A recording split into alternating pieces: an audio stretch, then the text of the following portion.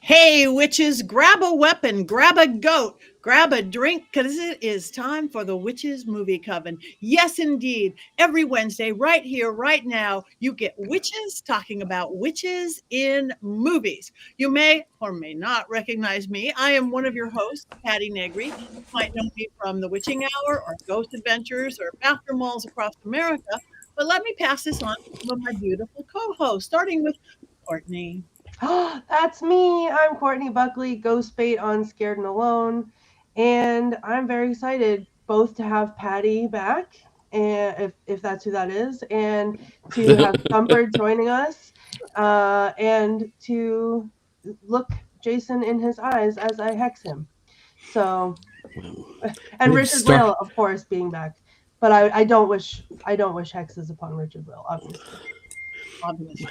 Well, thank you very much and welcome. Speaking of Richard-Lael, Richard-Lael. I am Richard-Lael. Richard-Lael is one name, not two. If I were Richard, I would be a. That's right. Thank you. I am known as the Gentleman Psychic. I am here in New Orleans, so you can come and get readings. thegentlemanpsychic.com. I'm really easy to find. Very good. Thank you. That's about it. That was it? Okay. Our beautiful golden locked Jason. I'm Jason, soon to be hexed Llewellyn author. This is my latest book, High Priest, a biography of Raymond Buckland. I think we're in for a really great night, Coven, just because Courtney started early picking on me. You didn't see me. Recognize her. I did. Notice she was right in front of you. Right. Can't That's see insulting. Yeah. Well, thank you and welcome. And yes, and last and never least, our regular special guest, Thumper. Hello, I am Thumper. I am playing the part of Heather Greene tonight, who is the author of Lights, Camera, Witchcraft, a critical history of witchcraft in American film and television. And when I'm not pretending to be Heather, I am also an author for Llewellyn and the author of the upcoming Chaos Apple, Magic and Discordianism for the Postmodern Witch. Beautiful. Thank you. And since everybody is picking up books, this has been out for 1 month now. And I believe Yay! really well for 1 month. If you like haunted dolls or magical puppets, also with Llewellyn, we have a theme here. Yes, indeed, we do. So our movie this week, it is The Autopsy of Jane Doe. 2014, I do believe. Is that correct? And it was my first time watching it. And hopefully you guys all watched it in the storm, perhaps. But just in case one of you didn't get this movie or watch this movie, Richard-Lael, do you have an unbiased synopsis of this fine film? I do have an unbiased synopsis of this film. This one is pretty straightforward, I'm going to say. Some cops are called to a murder,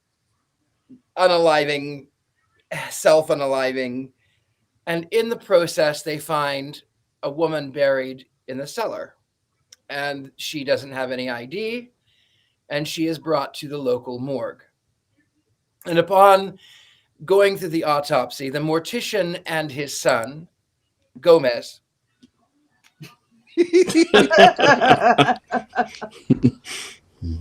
Gomez and Mortician end up by Gomez and Mortician, through the process of elimination, discover that this young woman has been brutalized, and yet her body still seems fresh. And along the way, there's a lot of boobs and ass. Boobs and butts.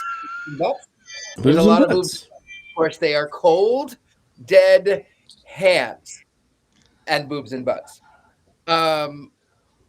Anyway, as it turns out, they find that there's a lot of strange things that start happening, and as they get closer and closer in, they find that there are markings and an ancient old cloth from the 17th century that has markings from the Bible. Leviticus 23, suffer not a witch to live, and something about desecrating bodies and whatever it may be. As it turns out, they find, much too late, that her brain is still alive and has been alive since 1693.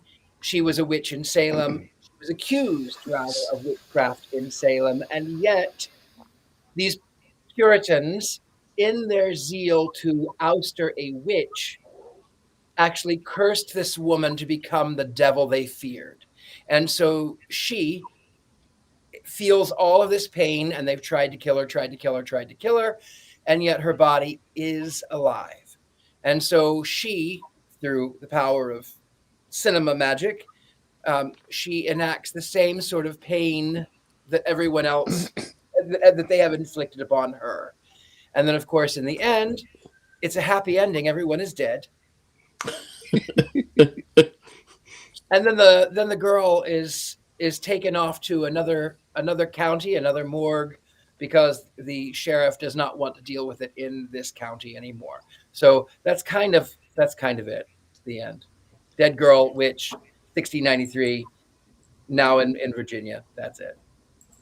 Thank you. Thank you for that detailed description. It's beautiful. Now, we do not have Heather, but we are thrilled to hear that Thumper did the next 5 things that we need to know about this film. Thumper, the stage is yours. Yay! So the Autopsy of Jane Doe came out either, you said 2014, maybe 2016. I wrote down the wrong date. But it was directed by Andre Ervedal, who he is best known for writing and directing a foreign film called Troll Hunter. And he also directed Scary Stories to Tell in the Dark and The Last Voyage of the Demeter. Troll Hunter was very well received, but he wanted to prove that he could direct something other than found footage. He was very inspired by The Conjuring, and he wanted to direct something like that. And he was able to get a hold of the script for The Autopsy of Jane Doe, which he got off of what's called the Blacklist. And the Blacklist is an annual survey of screenplays that are considered to be very good, but are just waiting to be produced. Nobody has done anything with them yet. So he was able to get a hold of it that way. For a very small cast, there were some pretty big names. Brian Cox plays Tommy, the mortician. And I do love Cox. We all do. Yeah. Well, Jason when there's whiskey, but the rest of us, We did have a nice time in Austin earlier this year. That's for sure. But Brian Cox, is a classically trained, Academy Award-winning Shakespearean actor. He's mostly known as a character actor, but he played Hannibal in the first Red Dragon, or Manhunter. He was in Super Trooper.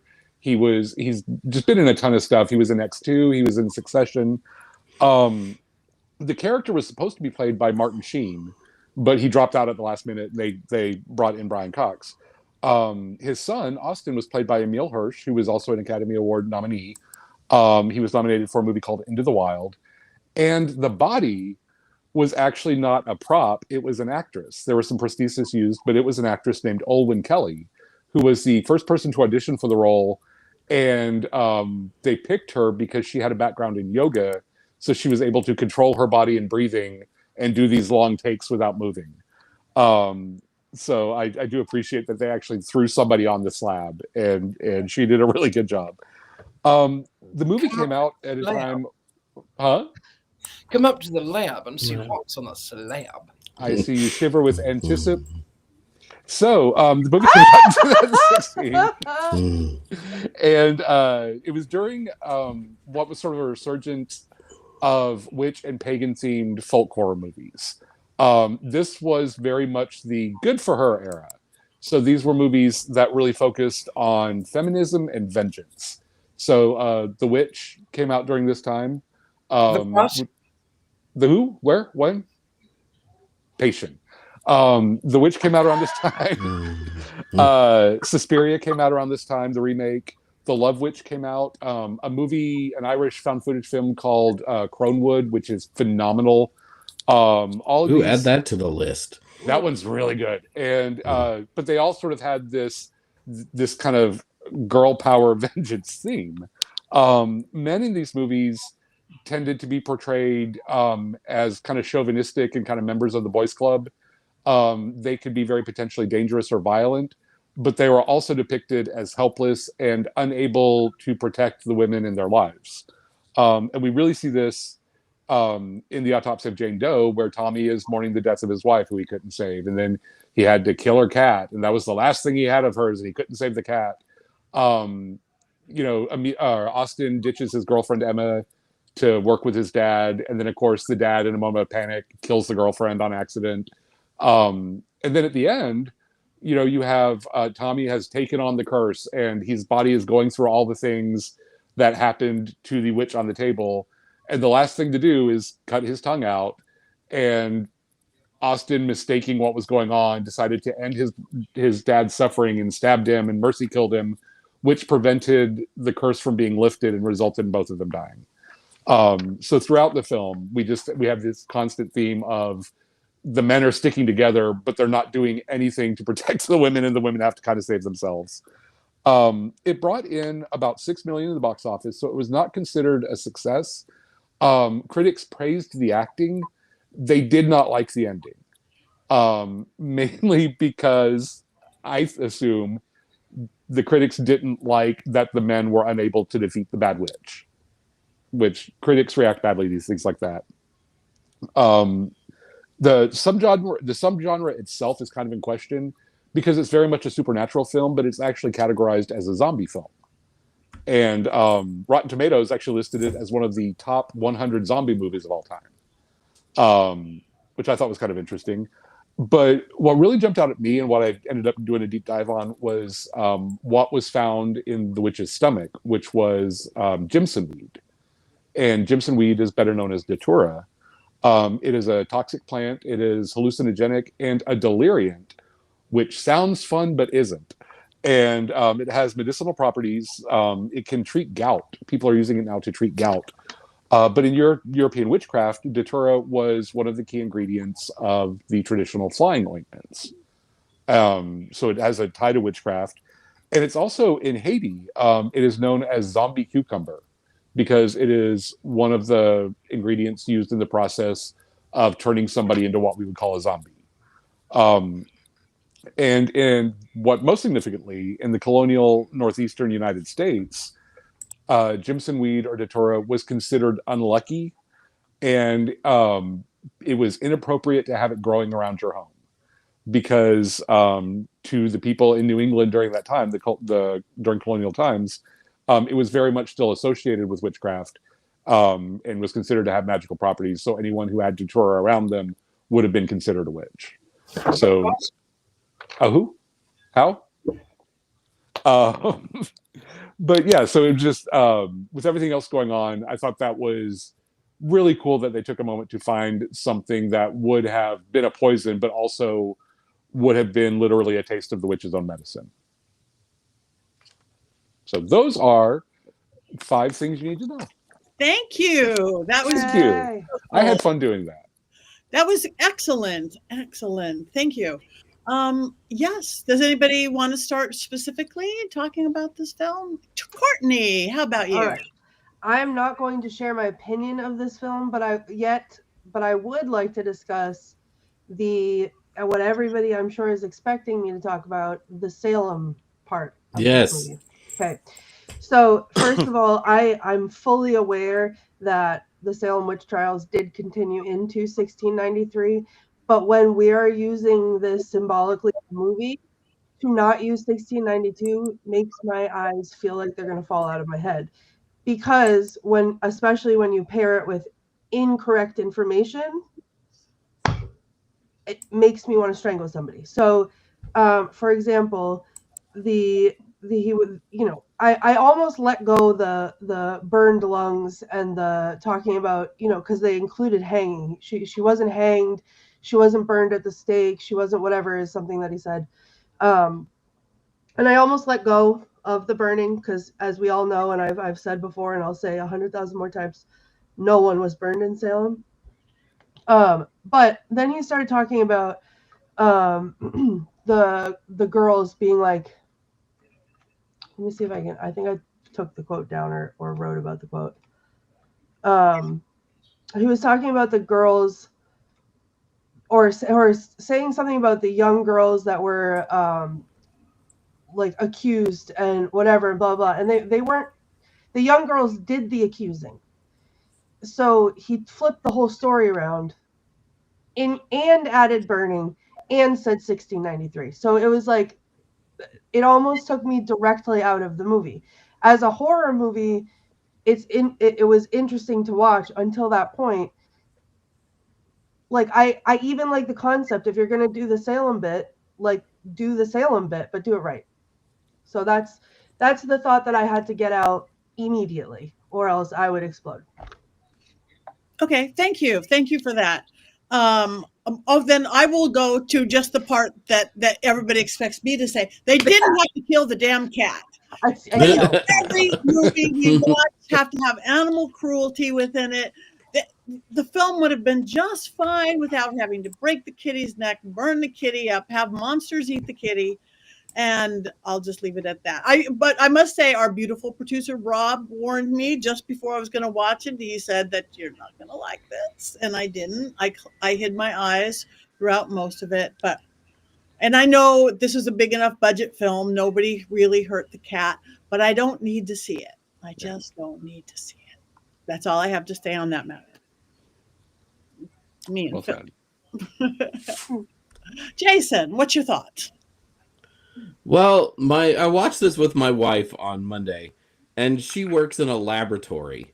So she felt kind of close to the movie and perhaps a little bit more frightened than me because she's not a mortician though, but she works in a setting that, the movie that was familiar to her. And to me, I mean, I'm not a mortician. I don't work in a lab.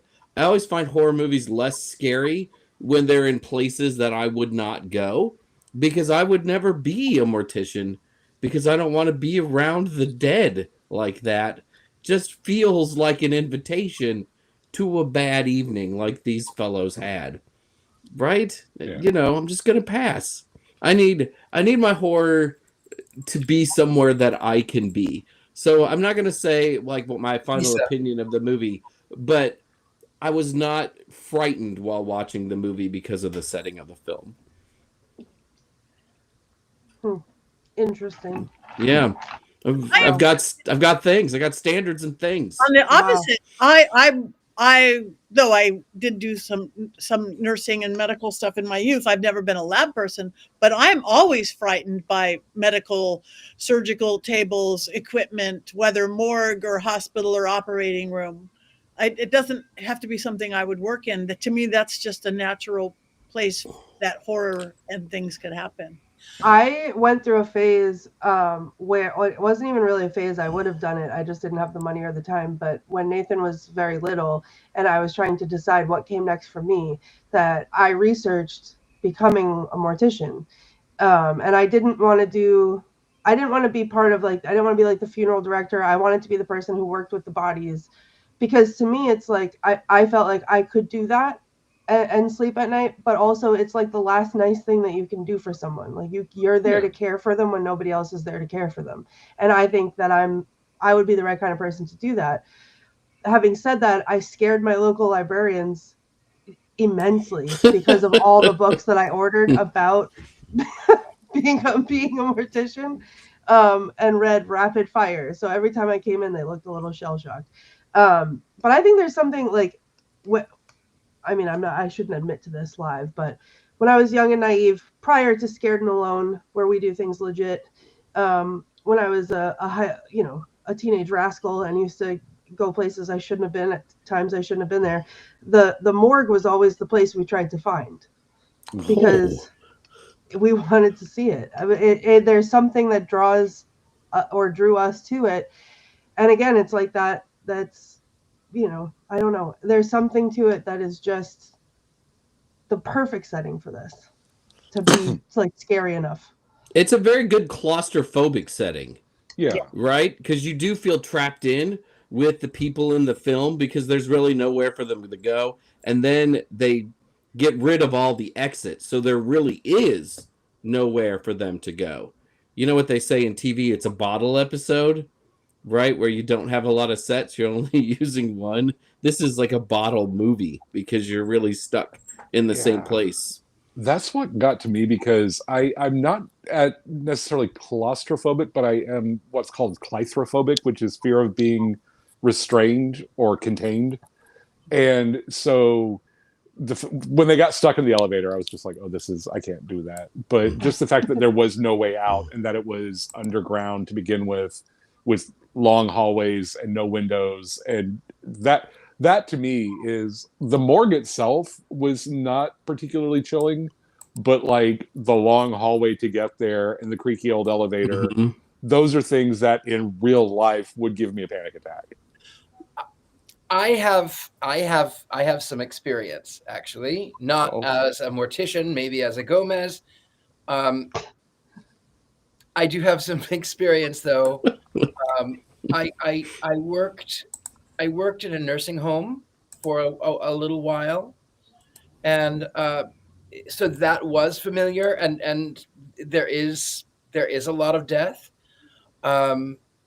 Then, of course, a friend of mine in Ohio, his family owns an old funeral home. It's no longer in service. The house was built in the 1870s, and now, for the last 20 years, it's not been in service. But I was invited on a tour of this house, a beautiful old house. And I was there with my friend, and we heard banging from downstairs. And I said, "Wait, did you hear that? There's someone downstairs." And he went, No, I did hear it, but no, there's no one here. No, there can't be. And I went, No, there's someone downstairs. He was like, "Well, I'm going to run out." I went, "Or we could actually just go downstairs and see who's down there, because why not?" So we actually did go down into what was the former morgue, of this funeral home, and it is underground. It is in the old basement, the old cellar, and there are long corridors and little rooms. And it's this one in the film was exponentially larger than the one that is under the house that my friend's family owns. So I do get that claustrophobia. I do get that sort of. And as far as being there, yeah, I would be there. I have been there. It's incredibly claustrophobic. It's incredibly overwhelming, actually. Plus, they made so much. I loved the whole atmosphere they created. Great, whether that's art direction or the direction, the coloring of everything, the blandness of everything, and that played into it perfectly for me. Yeah. I agree. I think that the sets for this movie were perfect. I think I liked the hallway with the bend in it that they had to see through the mirror to see around. There was just so many opportunities for scares that didn't feel forced because of the scenery for me, and also keeping with the aesthetic. So in the beginning, the dad said he was a traditionalist, and it's all like there's a chalkboard instead of like anything else. So it's just, I don't know exactly when the movie was set. I don't really need to know, but it's more modern than using a chalkboard.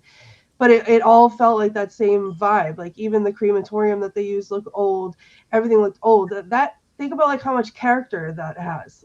All of those things. All of through generations of them running this business, how many souls have crossed through there. So to me, that sets the stage beautifully. Yeah. I think I loved the setting of it. I thought the set was really good. And I think that really ties into, I don't know, when I mentioned Troll Hunter earlier, I don't know if any of y'all have ever seen it.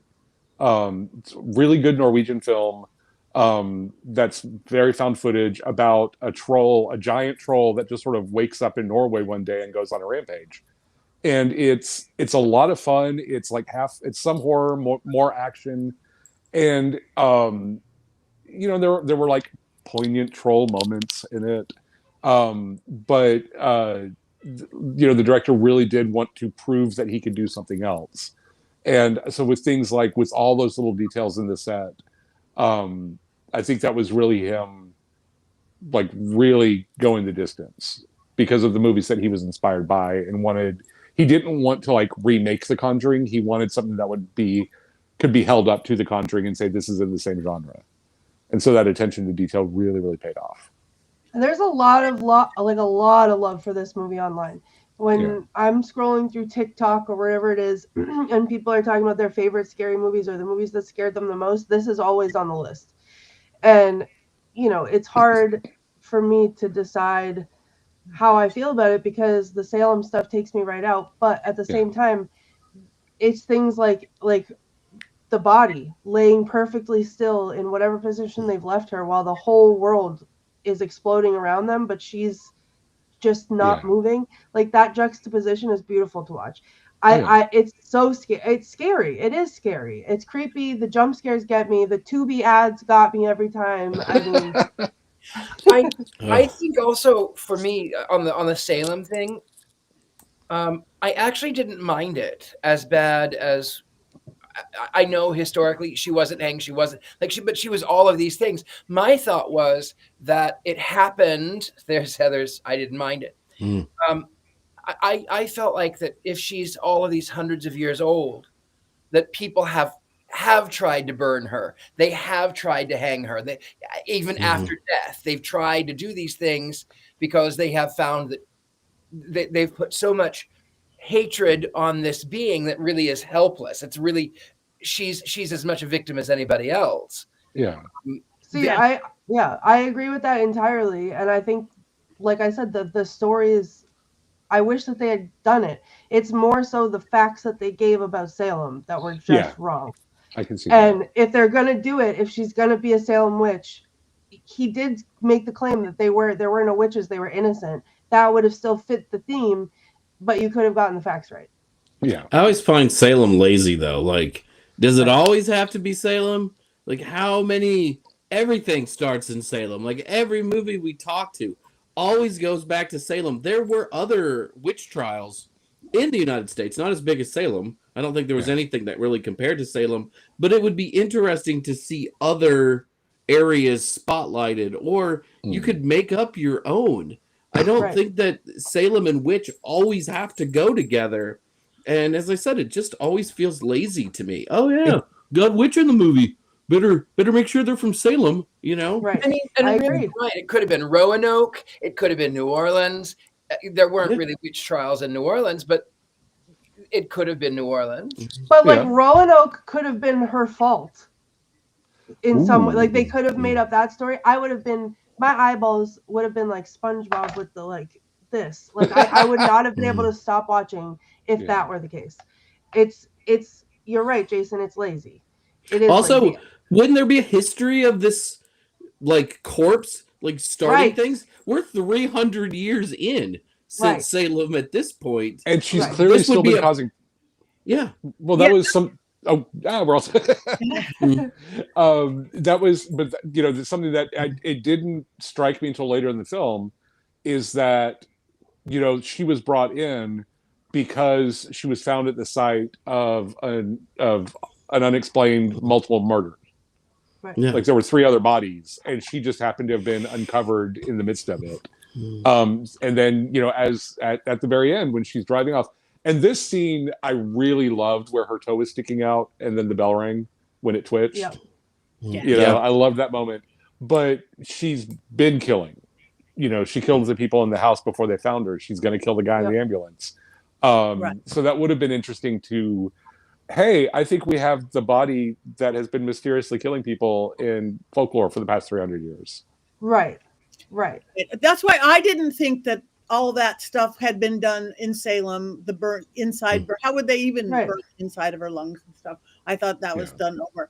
Though I was not quite clear how she popped up then. Like, oh, they were digging a pool, and then she came up, and then she killed the family. Well, I would think so, because, I mean, if they were digging, if they were even excavating under their house, and they had gotten with the machinery, anything that happens to her body has to happen to you, because she's very much alive. She feels the pain.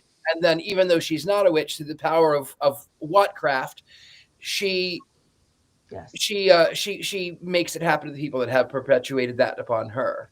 And it did look like they were working in the basement, because when the cops went down into the basement, there was plastic sheeting everywhere with blood on it. So that was not cop plastic sheeting. That was probably construction plastic sheeting. And at one point, when the sheriff first walked in the house, they said there was no sign of forced entry outside. It looked like everyone inside was trying to get out. So, like, that's definitely, she definitely She trapped them the uncovered. same way that she trapped the people in the morgue. Yes, yeah. And that was the people in Salem had tried to remove her as far from the village as they could. So Right. every person who would find this dead girl, obviously, there's a lot of necrophiliacs, because a lot of people are messing with, instead of just being like, oh, she's clearly, there's a dead woman and we don't mess with that, we're just going to bury her in the ground. Like, everyone has messed with her for 300 years. There is a little bit of precedence for that.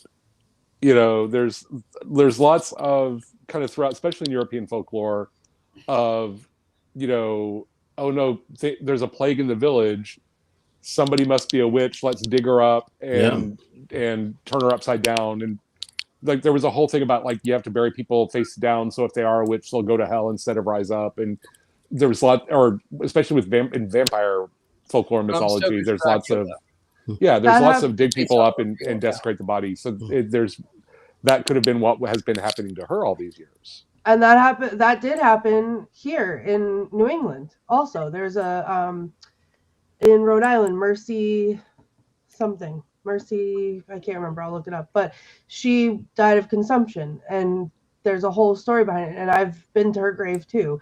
And like, that's exactly what they all did, you know. And so, like, I feel like all of that is plausible to me within the tone of the story. Saying 1693 when you're just lazily using Salem is not, and then saying that the young girls were the victims when they were the cause of it is also wrong when you're telling the story. Were there no young girl victims? Were there no young girl victims? They were mostly older women, also older men.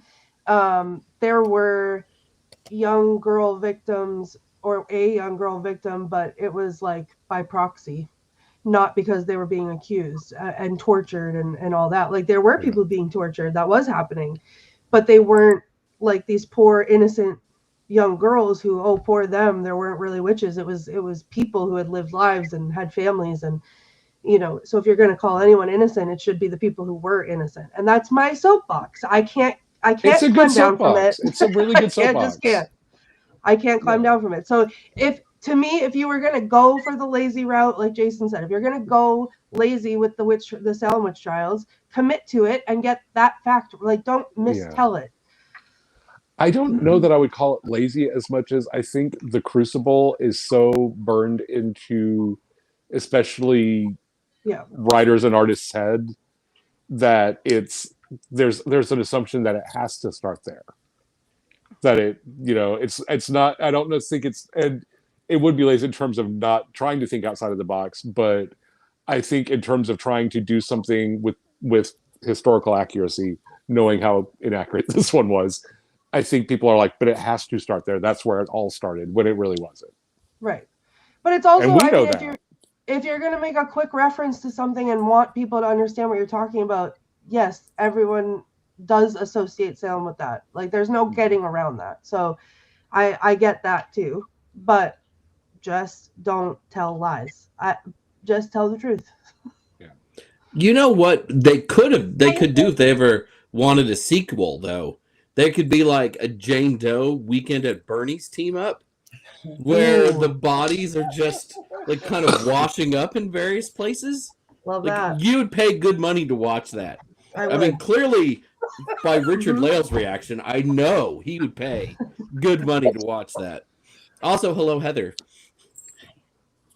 Hi, Heather. We miss you. We love Hello. you. That actually happened, Jason, in a HBO series called Harlots, where it takes place in I want to say the 1700s, with rival houses of the night, and the ladies who inhabit these houses. What? And, it's an amazing series. And in the first season, there's sort of a running gag where one of the women has passed away of consumption or syphilis, but something like that.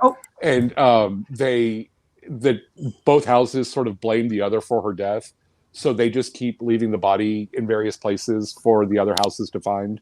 Oh my And God. it does get a bit Weekend at Bernie's, and I think you would appreciate that. Yeah, It was one of, it should not have been anywhere near as funny as it was, but they did a really good job of like committing to the bit and making the dead harlot very, very funny.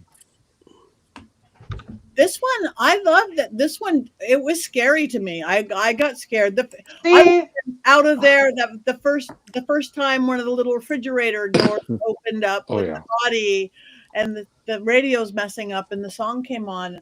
I bought into all of it for horror. As Yeah, a former I've- Christian. Oh, go ahead. well, I just had something quick to add. I feel. Oh, also, I have something else quick to add. This is the true telling of the Salem witch trials. So if you want a factual documentary, watch this movie, Love at Stake. We covered that already. But what I was gonna say is, I think part of why it's so scary to me is my favorite horror video game to play is Mortuary Assistant, where you are literally, you work in a mortuary and you have to embalm bodies as they become more and more possessed by demons, and you become more and more possessed by demons. And so you start seeing things around you, and then you have to figure out which body of the three is possessed by a demon, and then figure out what the demon is and burn it and banish the demon. And so it's terrifying, and I scream and I pee my pants, and it's horrifying. So I think that this is like the live action version of that for me. So it's even scarier. Yeah. I didn't know it was a witch movie because I did not know anything about this film, and I wasn't sure why we were watching it. I just thought it was a ghost story. So while unnerved by the claustrophobic set, I was also like, "Oh, Jimson weed! It's a witch! Neat!" Like that was a fun little Easter egg for me in her stomach. Watching it with my wife, we didn't know it was a witch movie either for a while. We thought maybe that the Jane Doe was something else. I, at one point, said, I think she's like Fae or something. Yeah. Because I didn't figure out the corset part because it made her body look unnatural, right? And then her eyes were so piercing and so different in that state. But I guess that's something that happens when you die. But I don't know all of that. So I was trying to find like a more supernatural kind of origin for our Jane Doe. Yeah. As a former Christian, if I were to be listening to the radio, A, that would be weird because I don't. And two, if it were to switch to Mommy told me something, I have trauma from that song. I mean, real trauma. The first time that would have come on, I would have been out. I would have been done. I would have washed my hands. I would have been done. But It is. Oh, that song has been stuck in my head for 2 days. First the of all, power of Christ compels me. it is a horrid song about I've learned to hate, let the sunshine in. And also you need to start literally everything you say with, as a former Christian, I don't care what it is, just please start everything with that. That would warm my heart.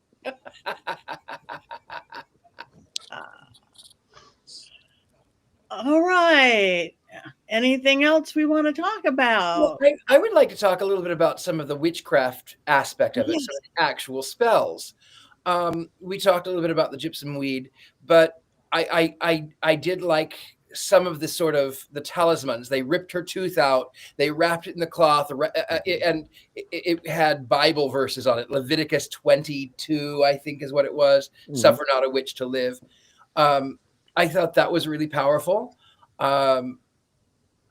It takes a lot of, there's a lot there. It shapes you.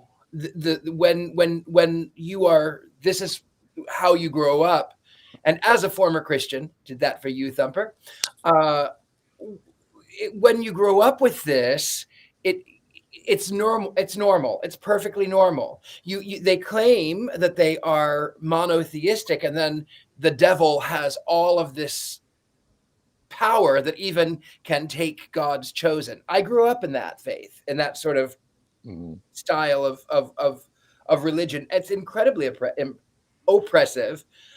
So I think if you put enough energy into something, you actually do create. As a former Christian, the the Bible says, what I have feared has come upon me. And so I think that there is some truth to that. If you really, really fear something, you are giving it so much power, and it feeds. And then it's sort of like the Annabelle doll. Is Annabelle, she was just a little doll. She's just a doll. But so many people have put so much fear and so much anxiety into that little being that now, is she haunted? Yes, she's haunted. Yeah. So As a former Christian, do you know what that verse from Leviticus originally said? I can't remember. Leviticus. It was supposed in the original Hebrew, or I guess Aramaic before Hebrew. It said, "Thou shalt not suffer a poisoner to live," because that particular passage was all about poisoning. King James changed it to witch during a Protestant phase. Because he was afraid, because he was, by the way, he was a closet homosexual. He also liked Brian Cox, yeah. Yep. Yes, he did. Yes, he did. And in his marriage, there were storms at sea, and the boat, his marriage boat, nearly sank, and he obviously thought it was about witches. So it did become much more political, of suffer not a witch to live. And then that goes into Leviticus 18:22, which of course, man shall not lie with mankind like he lieth with a woman. It's an abomination. And I'm going to tell you a little story. As a former Christian, every time I go into a hotel and there is a Gideon's Bible right next, I open it up to Leviticus 18:22, and I rip the page out and I put it in the toilet every single time. So if you're in a hotel room and you open it up to Leviticus 18:22 and it isn't there, it's because I flushed it down the toilet. Well done. As it should be. I can say that when in 2018, I competed at International Mr. Leather, and we all had to stay in a host hotel, and we did a bunch of like rehearsals and stuff. And one morning, we were all sitting around in an atrium in the hotel, and one of the judges was talking about, last year my daughter opened up the Bible in our room, and a baggie of drugs fell out of the Bible, and everybody went, "Oh wow, that's awful." And then this kind of big grizzly guy, who was another one of the competitors, pointed at me and said, "I spanked him with the Bible last night." And like everything just kind of screeched to a halt. There was the record scratch, and all these people turned to look at me, and I was like, "Yeah, he did." He did. I love it. Yeah. So as a former Christian, I think that's the T-shirt for this. I spanked him with the Bible last night. Yes, He did. Yeah. I will buy one in every color. and I think that might be the sequel to your book too, right? That is chaos magic right there, and I think that's the sequel to the Autopsy of Jane Doe. Jane Doe 2. I spanked him with the Bible last night. Love that. One other thing about the Bible quote, though, they would not have been using the King James Bible.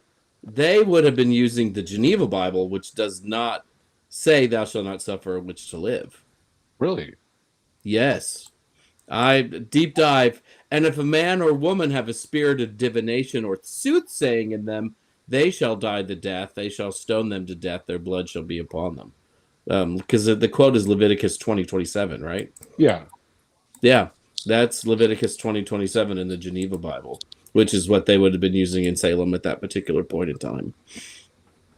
That is. But I'm a nerd. I can't expect other people to even care about such things.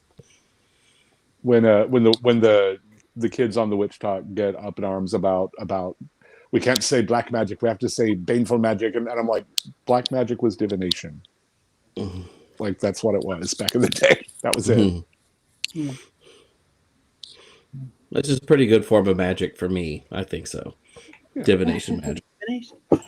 Yes. It lets me know when Courtney's going to hex me next. Be prepared.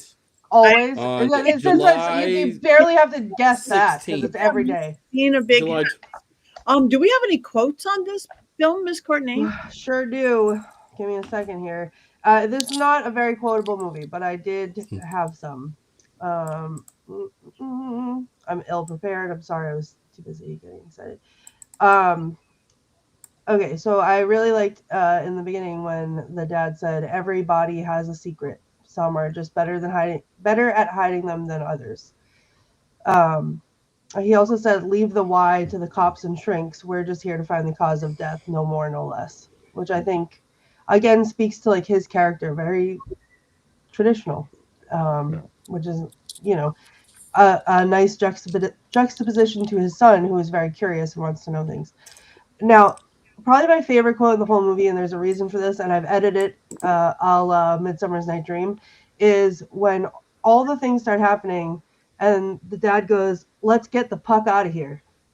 Because never in a horror movie does a white man say, let's leave. Ever. So I was like, wow, they did something different. Then when they were running around, Dad was getting smashed against the like the mirror in the bathroom because there was someone in the shower. And the son says, that's what I've been trying to tell you. It's her. And the dad says, oh, that's not possible. And the son says, her body, those things we found inside, those were impossible. Whatever the hell happened in here, we are way past possible. It's her. And I think that's in the spirit of what we all do. Way past possible. So I like that. And then lastly, that's why we couldn't find cause of death. She's still alive. Boom. And I loved that. As soon as that happened, I was like, zip me up in the body bag because I am rooted into this movie. So there you go. Those are my quotes. Thank you very much.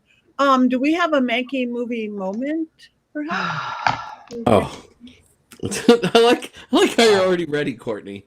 Well, you know? I know. Was it Like inspired as by you Weekends said, at this was not an intensely quotable movie. It was also a hard movie to do a moment for when I thought about it. But so I was going through things the other day, and I actually have a written copy of every Mankey movie minute, or is that Mankey movie moment? Because we use both terms on this show, so I don't know exactly what what we call it. But I can tell you that the document, all the moments or minutes are stored on, is now over 200 pages long. Oh, wow. That is a lot of minutes of moments. That's Some of them are. It's crazy, right? It's like a book. Some of them are good. Some of them are less good. And then when I am less than completely complimentary of a few certain movies, cough, cough, I'm looking at you, Princess Bride, there are probably those of you out there who think my minutes of moments are particularly bad. Personally, I kind of like them better when people rapidly disagree with me and Courtney puts her sunglasses on, which she already has on right now. The minutes, of course, can go in all sorts of different directions. Sometimes they are like movie trailers. And tonight, the autopsy of Jane Doe. Other times, they are more like moments of personal reflection. Often with me wondering, why is the Coven, and more specifically, whatever person picked this movie, usually Heather, torturing me so? What did I ever do to them other than love them and send them cards during the holidays? But usually while watching these movies, even the worst of these movies, I kind of figure out what shape the Mankey thing is going to take. While watching the autopsy of Jane Doe, my mind turned as blank as Jane Doe's eyes. Could I riff on how to become a witch, which was my initial thought, and how difficult it is to get the inside of your body tattooed while remaining alive afterwards? I guess that might be kind of funny, but also maybe it's not really funny at all. I certainly didn't want to encourage anyone to take gypsum weed, and while there are people whose tongues I'd like to remove from their bodies, that kind of activity shouldn't be encouraged, right? I mean, at the very least, removing someone's tongue would probably land you in prison, and while it might feel good to do on a certain few politicians, people at particular news outlets, I don't want you, dear viewer, being influenced by my ruminations and ending up in jail. I guess I could make fun of the small cast. Brian Cox has one of the best voices in the world, and he was in that HBO show I didn't watch, which I hear he was pretty good in, but mostly I just hear him going, ba-ba-ba-ba-ba, which is a commercial jingle for McDonald's that McDonald's has been using for 20 years.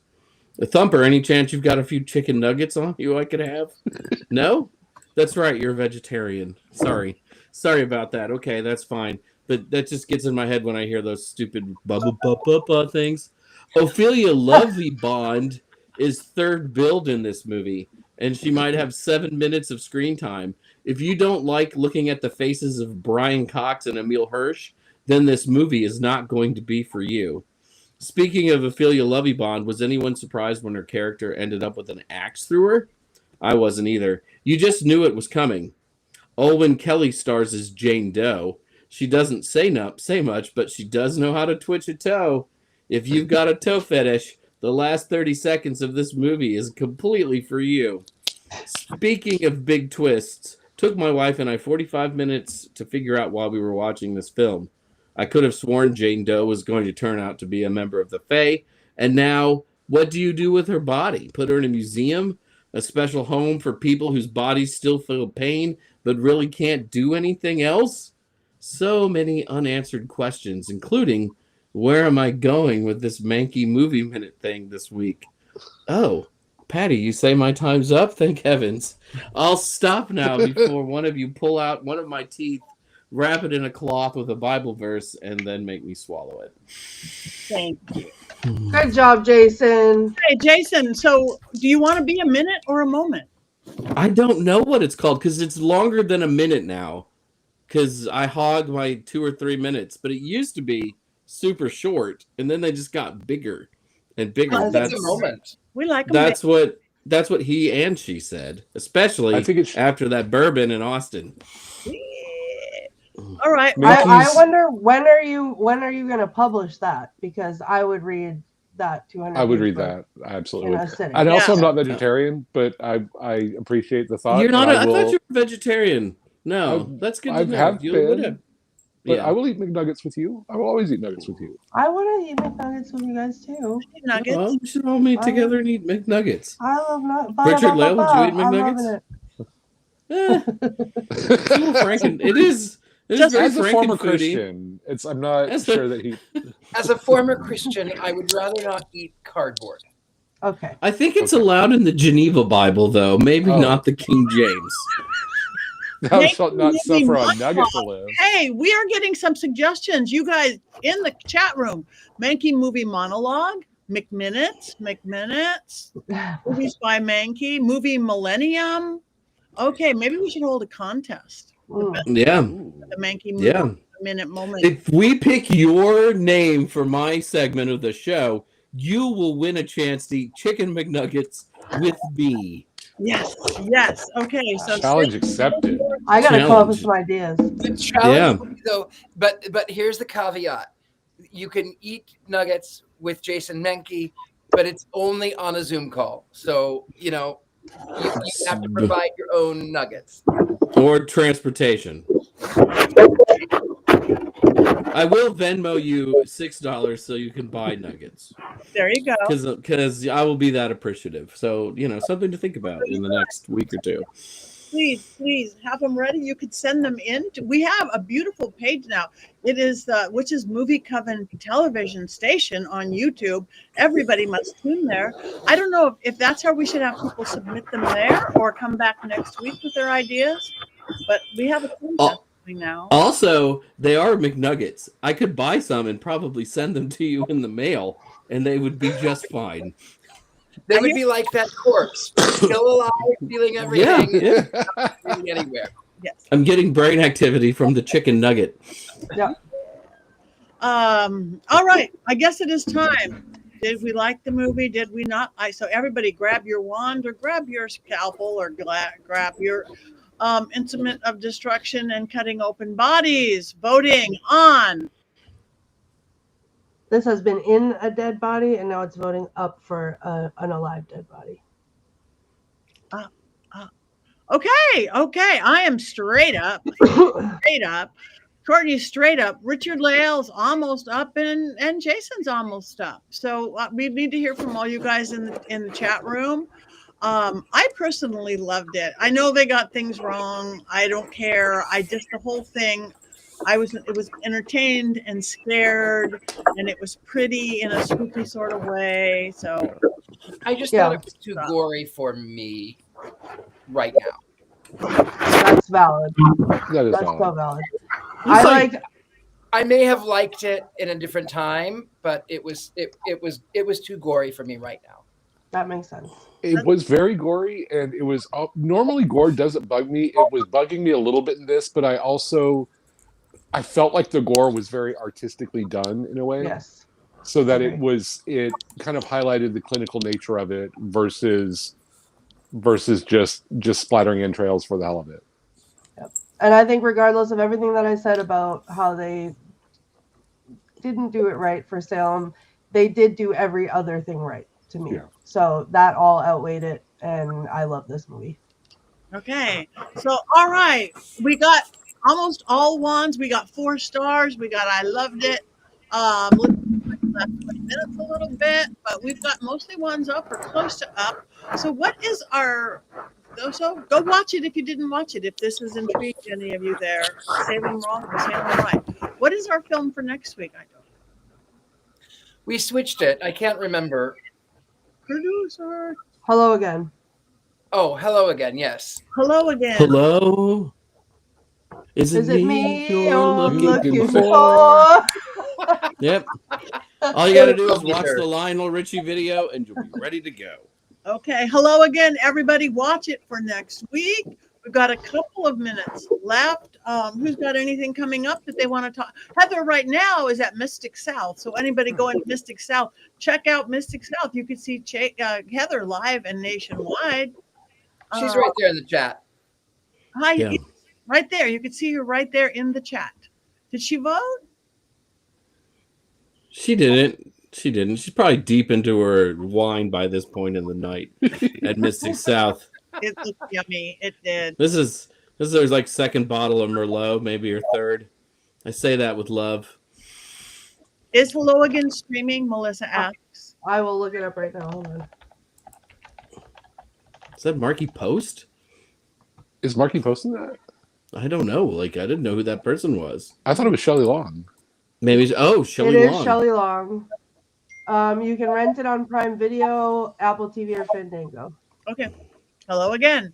Next week, everybody watch it. Mystic South, there we are, Heather. So you guys, if you're anywhere near it, watch it. Who's got something else coming up in the next week or two? Or whenever? I will be at the Free Spirit Gathering outside of Baltimore, Maryland, starting August 5th or 6th. I think it starts on the 5th on that Tuesday. But that's like I have like a whole month off. I still can't believe it. That is amazing. Almost a month Yeah. off. Coming up to Courtney?